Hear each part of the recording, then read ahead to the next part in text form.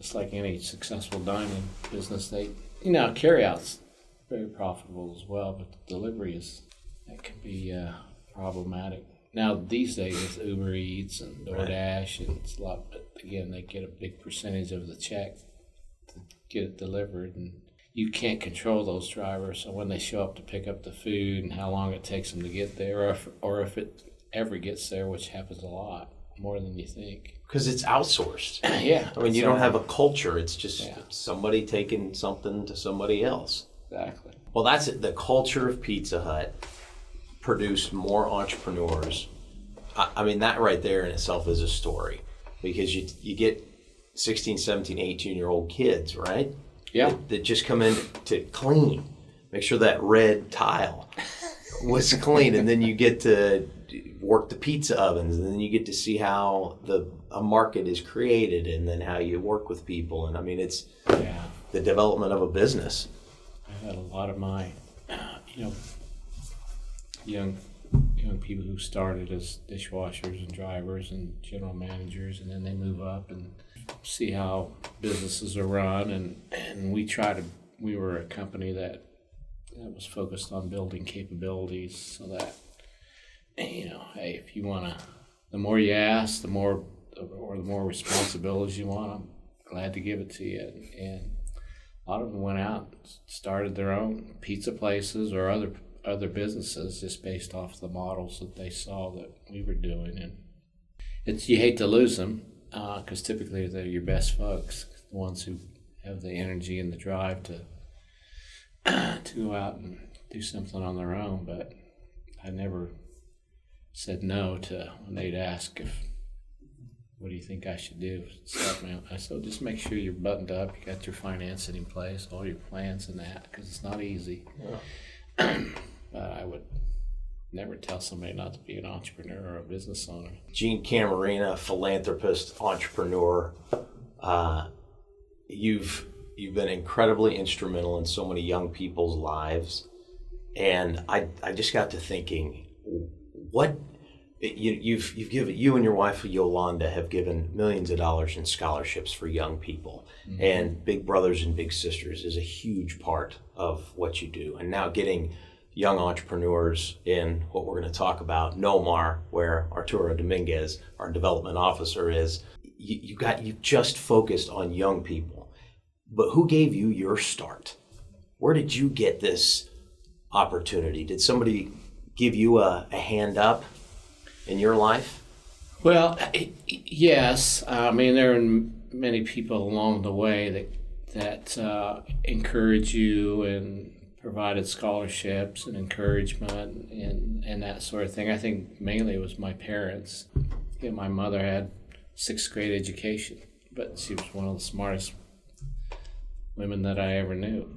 My dad was educated. He was served both in World War II and the Korean War, and got the GI Bill, so he had undergraduate and a master's degree, which in the 1950s for Hispanic man, very rare. Very rare.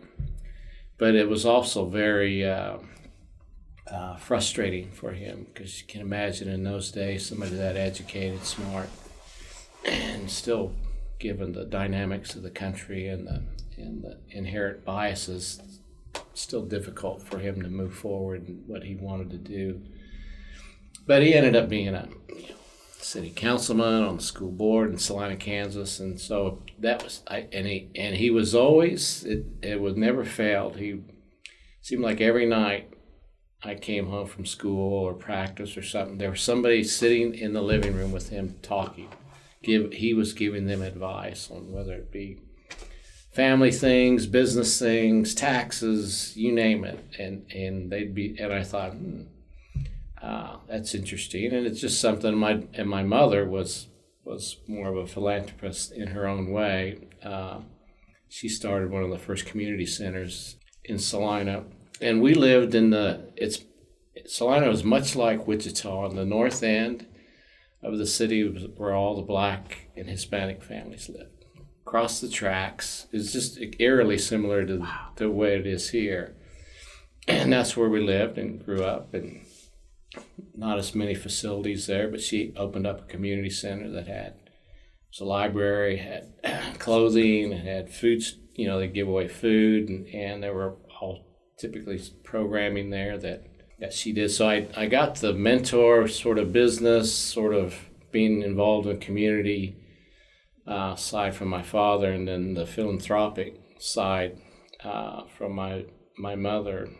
And then, of course, Yolanda is she even reinforced those things as well. But my dad was, hey, you need to get things done on your own. There aren't going to be many handouts or anything like that. So if you're not willing to work hard and fend for yourself, life's going to be tough. And so, but along the way, there were, might be a teacher or a professor here or there, and that certainly helped encourage the, going to college, because, I'd really never really thought about college until, senior year in high school, and then it was, but my dad wanted me to go. He knew education was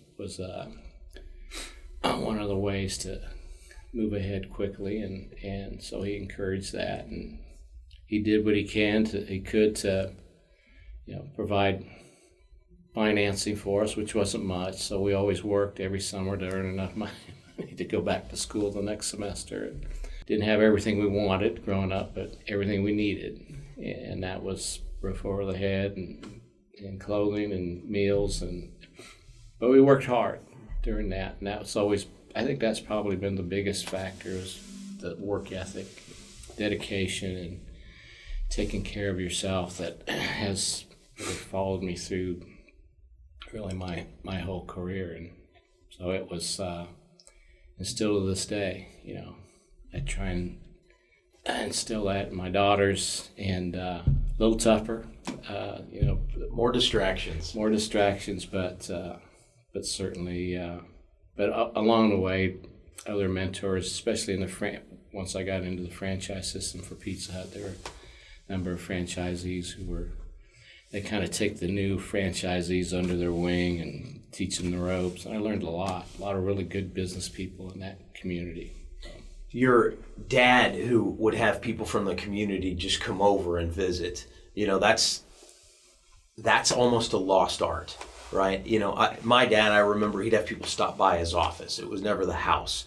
There was kind of a line there, yeah. I think, where the office was the right place to do that. But I think the further back you go, coming by the house, that was the way that people would communicate. They'd go to the person in the neighborhood who knew stuff and just say, well, what do you think we should do about this? Yeah. And can you remember sitting and listening to the content of the conversation and having that shape the direction that you wanted to go professionally or to be a business person? Were you thinking, I want to be a business person as a result? Yeah, a few conversations. One in particular about somebody had a tax question, and my dad he read all the time, and he was obviously well educated and kept up on all the current events, that sort of thing. And there was somebody who wasn't sure how to fill out a tax form or something like that, so he gave him some advice there. But it was more the act of just being present for people to come, and whether his advice was taken or not, it was still an outlet for them to talk to somebody that really would sit and listen and cared about the outcome. And for the students that Yolanda and I mentor, that's probably the biggest piece of what we think we add value is they're sitting there, they want somebody to confide in, to talk to provide confidence, to provide advice, but more than anything is just to encourage them that, hey, there are always going to be some tough times, but you have people here that support you and that want to see you succeed, and that will be here if you have other questions. And that's anytime I'm in a room with students, I always give them my either my cell phone number or my email, and say if you need to have any questions to follow up, just reach out. And I typically don't reach out to them because I want to see if they're gonna follow up or not. And some of them do, and some of them don't. And for the ones that do, I give them the time to respond, and if they want to meet. And I don't know how many young people I mentor now. It seems like there's always 15 or 20 that are in different stages of how we work together, and each of them have different issues and things. But the main thing is somebody's taking the time to sit and talk to me, to provide guidance. Whether it's good or not, I don't know. I hope it is. But it's more of, okay, this is somebody I can confide in and get advice from. And sometimes it's just they want to listen. And I always encourage them. I said, this is gonna have to work hard. There's just no substitute for that. But if you do, and you follow through like you did with me, and that's why you're sitting in my office, is because you followed through, good things can come from that. But it just takes some dedication and persistence and follow-up. Well, so dedication, I would say, Arturo, there's a building that we like the bricks and mortar part, right? It's a symbol, right? And it's the NoMar Theater, which means North Market, right? So there's Soto, there's Soho, and we got NoMar in Wichita, USA. And North Market in 1929, this beautiful theater was built. And there's some things you just don't tear down. And eventually, you know what? Nearly 100 years later, it got repurposed for the right purpose. And Gene and Yolanda buy it and immediately create Empower, which it was Empower Evergreen at one point, but I think Empower, Empower North End is the example of helping the Mexican and Hispanic community, which that's the culture there. All of us, we were talking earlier before we started, that's the place we're all going to go here soon for open streets to just witness the arts, the history, the food. And that's what we do, all of us, to learn about each other's cultures. And now we have that clear representation that is, instead of just a place to go, you got a place where you've got a pipeline of young people that you guys have inserted them into an opportunity to be mentored, to become entrepreneurs, to ask questions. And I wanted to ask you, Arturo, what has the change that the Camerenas have impacted in there? And by the way, lots and lots of others. Gene, you would admit that. I mean, you guys are the catalyst, but we got a lot of wonderful people that have poured into that. But what does that area mean to you, and what did it mean to you maybe 20 years ago, if I may? I didn't grow up in Wichita, so I didn't get to see the big transformation that happened. Now I have lived in Wichita for a long time. I've lived here for 20 years, but that's long enough, man. You're a Wichitan, buddy. Yeah, no, I definitely agree that I'm definitely a Wichitan, but I didn't get to see all of the changes, but they didn't necessarily impact me just because I was never really a part of that. I didn't grow up in that area. Now, Omar, he talks about, growing up in the area and seeing the drastic changes, the businesses that, that come and go in there, but the ones that stick around, and the relationships that get built in the area, that, he always talks about that and how important it is for, the area to actually prosper, is all the relationships that get built there. And so one of the things that, we try, whenever we took over that office, that was the first thing that I got, was basically told, hey, go make relationships, go, become friends with the community and figure out what, where we as a company can, impact the community and actually be a positive impact, and not just, hey, come open an account with us, or, come, apply for a loan. How can we actually be an impact in the community? There's a lot of doors that were opened up to us because we were involved with Gene, so a lot of relationships that he's already built, we were able to tap into some of those. But the other thing is that, there was other situations where we didn't know that Gene and Yolanda were involved in, that, we ended up, getting involved with, for example, the Kansas Hispanic Education and Development Foundation. We didn't know that they were involved in it. And so we met with the director, Pablo, and man, such a great guy, used to be a police officer. And I mean, he's got, the stories that he has, those are some crazy stories that he's got. But nonetheless, we didn't know that Yolanda was the one that was, kind of heading that up as well. And so we ended up having lunch with Pablo, and he said that he was bringing a Yolanda. He didn't say it was Camarena. He just said, he just said Yolanda. And, then she shows up, and I was like, oh my God, Yolanda, and, gave her a hug, and, had a good conversation. And, it's, but yeah, I mean, it's like their impact on the community it's almost in places that you don't even see it, right? Because they've done the work for so long, and they've done the part where people, I think, miss it, is that once people find out that you care, that's whenever they care about how much you know, right? And so that's the one thing that he's been able to provide for people is, to let them know, I care about you, about the community. I care about your future. I care about, what's going on in the community.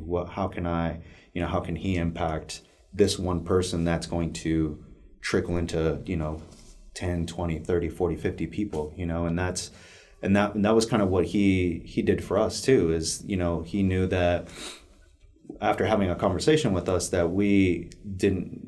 Omar and I had, this desire of helping the community, because just because I didn't grow up here, I still know what it is to be an immigrant. I still know what it is to translate for your parents because they didn't know the language. I understand all those facets, and so does Omar. And so whenever we had those conversations with Gene and Yolanda, and they immediately realized, these guys are, they get it, they understand, they're a part of the community. They saw the struggle, they see it, still going on. And so whenever they saw that, they immediately opened up, their Rolodex to get us connected, because he knew, he's like, this is something that I know that all I need is just one opening, and they'll take off and do the rest. Yeah, part of the reducing of the struggle is lowering the barrier of entry. Gene, what you said earlier is, I'll give somebody my cell phone number, but that's a big deal, right? Like when I get somebody's cell phone, that's a big deal. But the point is, if it's a young person that they just haven't been taught to then convert that to taking action. Right. That's why what you said earlier is, I'm not reaching out to them. And I'll bet there's been a time or two when you're like, God, I wish that guy would have called. And we all have had that, right? But as a person who's asked for a lot of mentoring, I know that my mentors, those that want to spend time with, that are willing to spend time, that's commitment on me to ask and to follow through, and then to give an update on, here's the action that we've taken. So Arturo, you get the access to the Rolodex. That's our responsibility now, is to follow through with helping reduce the struggle, let everybody rise up, and know that as Equity Bank, it's not, can you get a loan? It's, what are you trying to do? What are you trying to accomplish? Right? That's 101 for every one of us, I think. But it's distilled in the NoMar area, because you have, I think, this pent-up demand of people who want to take action, and they really maybe just don't know how, right? So it's just bridging the gap of, I need to take action, and I just don't know how to do it. Is that fair? Yeah, every time we get a visitor who wants to see the space, the kitchen, and talk about our plans, one of the first things I do is say, as part of what, this is a citywide, community-wide commitment we're trying to create here.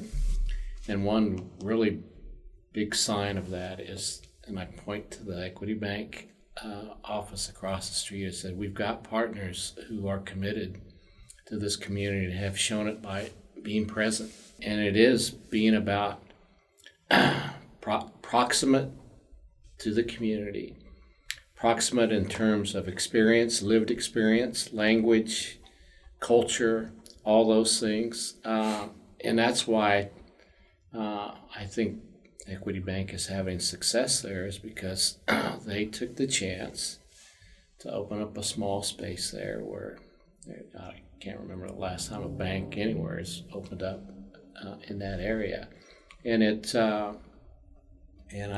I believe they'll reap the rewards of that by being the first mover. It provides confidence to us at Empower that, hey, there are people who believe we're going to do some good things here, because we're about a third of the way done from in terms of our build out and programming and all those sort of things. There's a lot more to come, but the fact that Equity Bank's made an investment, and not so much the office, it's People. Arturo and the people part of it. That is and that's what it takes, and it's building relationships for people with shared lived experiences that people can relate to. And that's what we're trying to do there at NoMar. And all of our staff, most of them are from the neighborhood. They're bilingual. They grew up there. And so for the people who come in and use the kitchen, that's comforting. That, hey, there are people here that look like me, speak similar language, have lived experiences, and that's important. But I also say is that our clientele who use the kitchen now are very diverse. I mean, and they're literally from all parts of the community, because we think it's of real value, the building there, and one of the things we tried to do with that kitchen was make it one of a safe place that's proximate to our community that we're serving. But also it is a really well-built, well-done, state-of-the-art equipment in that kitchen, because oftentimes what we've seen in the past, especially in communities of need, is that people will go in with, secondhand equipment and just throw some paint on the wall and, this is good enough. And, well, it's not good enough. We want people to come in and say, I am proud to produce the food and work here. And they call it, this is my place. This is my kitchen. And everything's there. It's clean. It works. It's new. Is another piece of building confidence that I can't believe I get to use this sort of thing. And it's something that they can certainly look forward to in the future when they have their own space sometime. And want to do that for the next person, right? Like, somebody did this for me, I'm going to provide this opportunity for somebody else. Yeah, we get a ton of referrals from our existing entrepreneurs who use the space, and they bring other people in and say, can't believe this place came in here, and it's really economical to use, and then the services that we provide that go along with just the licensing and the small business mentoring, all those things are part of a holistic package that we try to prepare these entrepreneurs who want to open a restaurant or a food truck or pop-ups, whatever it might be. Can you talk about programming? You said that there's more than just a kitchen. There's more than just you and Yolanda and others from the community, Arturo, and sitting down with folks. There's some structured. This is stuff that you need to know. Yeah, if you were to look at the Empower's calendar of events and classes. How would somebody find that, by the way? Well, it on our website. Our whole objective with Empower and all the programming that we do is increasing household income, household wealth, because without that, access to education and health care and great food and services and that, it's difficult. So we're empowering people. We're building capabilities through classwork, through helping them start up businesses, through KHEDF, which provides college scholarships. All those things are different facets that the community can take advantage of to move forward. And we see that happening all the time. It builds confidence. It builds access. Having the Equity Bank office down there, it's proximity, it's access, it's people who understand the needs of the community. And that's one of the things we did when we first thought about Empower and what the mission would be. Was we had all kinds of workshops brought community members in and said, what does this community need? And it was all about access and to banking and education and things and workforce development. And those are all the things that we focus on is education, workforce development, small business startup, financial literacy and that. And it's all those programs are going on now.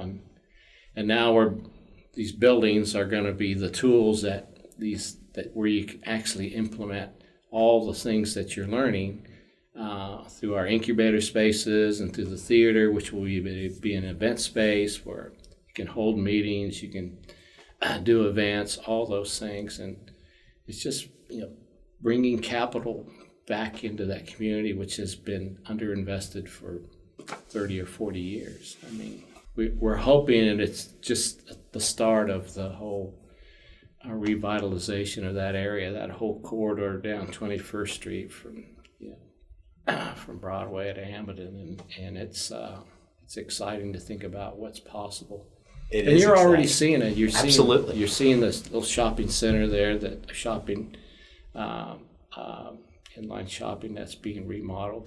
They opened up a grocery store on the corner of Broadway and 21st Street. First grocery store has been open in that area in I don't know how long. And it's probably another 12 months to 15 months away from that whole thing being activated. And it's going to be amazing. Well, we hope that by telling this story, that more people go activate by joining in the mission of what you guys are doing, and then that shortens that time frame. It certainly can build excitement around it. So you said you're about a third of the way through this, but Arturo, when you see these new businesses pop up, are you immediately seeing them want to be more than just a business owner? They want to be a leader in the community. People that become entrepreneurs, there's a certain personality about them already, right? They're not just they're not just taking a leap of faith.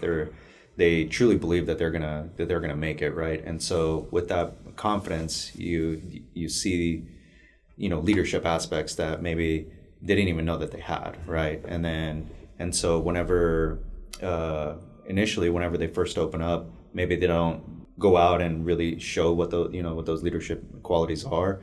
But I feel like over time, in very short order, they realize they can be a leader in the community. They can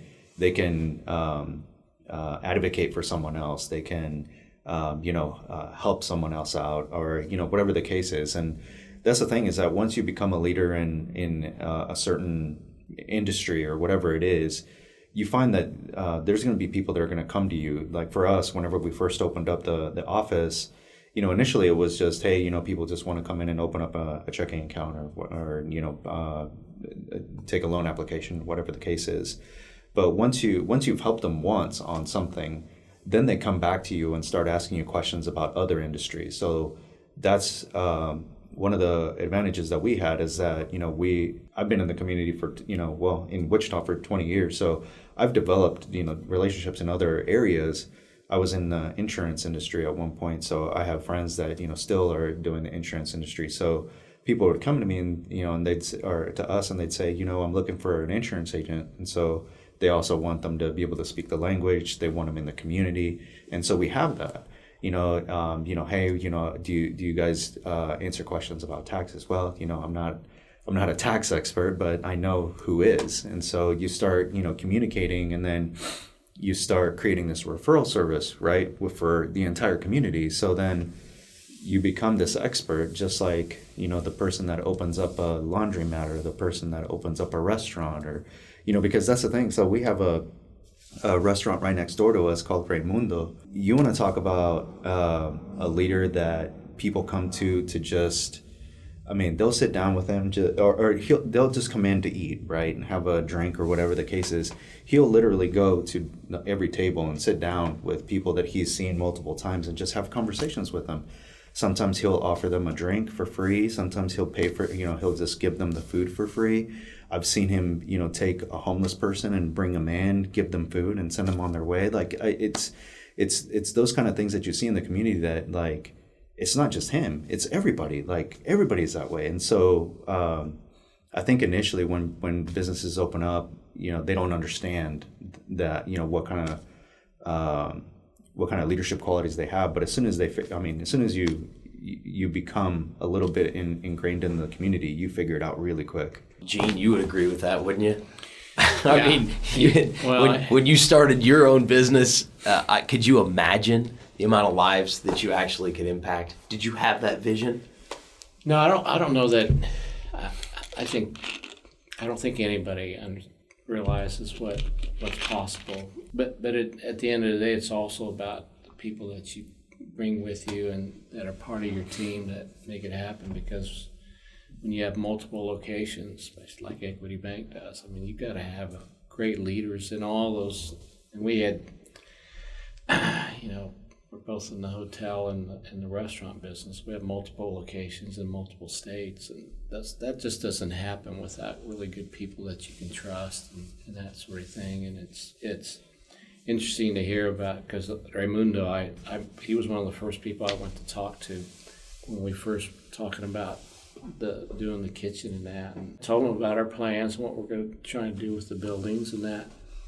And that we were going to build incubator spaces in that corner building there where there'll be, restaurants or what we call kiosk or like a food court in there. And I said, we're going to bring some entrepreneurs like you in, and my guess is there'll be some that want to ask you some questions about how you got started in that, because he's a good businessman. He's not only that, he's a property owner. He owns a stretch of those buildings there. He's got a food truck.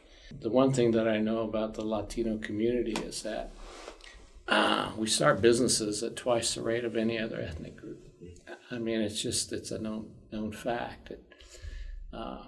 Typically the problem is scaling past $1 million because of lack of access to capital or just business education acumen. And those are some of the things that we're trying to solve with our program at Empower. But a lot of good business folks down there, a lot of Hispanic-owned businesses that we hope will take advantage of our classes in that, which both English and Spanish. And the business startup of it is you have to become a leader. I mean, it's just otherwise your business won't succeed. And it all starts with confidence and having mentors that can guide you, and having access to accountants and bankers and legal and all those sort of things, which a lot of times in our community there are roadblocks, whether it be cultural, language, those sort of things. And those are the things that we're trying to break down for the folks who we work with. Well, you've broken down those barriers so people can break through. Right. So they can scale. And it's super cool for me, for our community to watch. And we don't want to watch. We want to help participate. We want to help accelerate what's going on there. So thank you for your leadership, Gene.